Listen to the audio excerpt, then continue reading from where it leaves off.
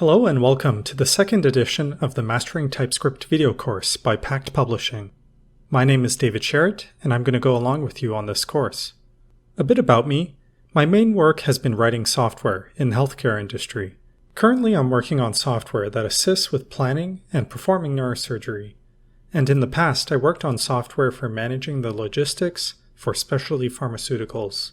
I've been programming for over 15 years now, and have been programming in TypeScript for over 4 years. You can mostly find me answering questions on the TypeScript tag on Stack Overflow or developing TypeScript libraries on GitHub. This is an advanced course on the TypeScript language. It's intended for developers who already have a basic grasp of the language and want to attain a deeper understanding of it. In this video, we're going to give an overview of the course. We'll talk about its structure, prerequisites, and goals. In the first section, we'll briefly take a look at the sample application we're going to work with for the rest of the course.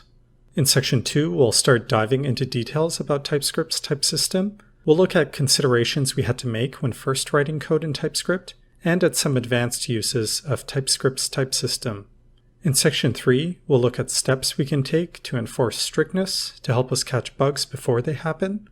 In this, we'll examine how we can use the compiler to help us do that, and look at some external tools we can use for static analysis. In section 4, we'll talk about moving some ES6 JavaScript code to ES6 classes in TypeScript, as well as some details and tips on using classes. In section 5, we'll expand on section 2 and look at ways of interacting with TypeScript's type system. In section 6, we'll talk about some TypeScript language features we can take advantage of to write better code. In section 7, we'll discuss representing JavaScript libraries in TypeScript. Specifically, it will be a section on TypeScript's definition files, and we'll also look at how we can easily manage definition files in the applications we write. Finally, in section 8, we'll look at some advanced ES6 and beyond features, like generators, async and await, and decorators. So from this overview, you can see it's not a beginner course. It's expected you have a basic understanding of concepts from TypeScript, such as types, interfaces, classes, inheritance, and generics, or that you are familiar with these concepts from other languages.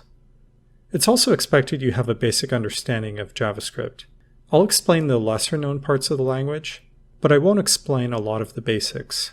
If there's something you don't understand, you will always be able to pause the video and research the part you are unfamiliar with online. Additionally, it's nice to have a basic understanding of Node.js, NPM, and Bower, but it's not necessary. You'll get through the course fine if you're not familiar with them. Overall, the main goal of this course is not just that you develop a better understanding of TypeScript, but that you come away writing better TypeScript code. Come with me as we move towards understanding more of the TypeScript language in this video course on Mastering TypeScript. In this video, we overviewed the course,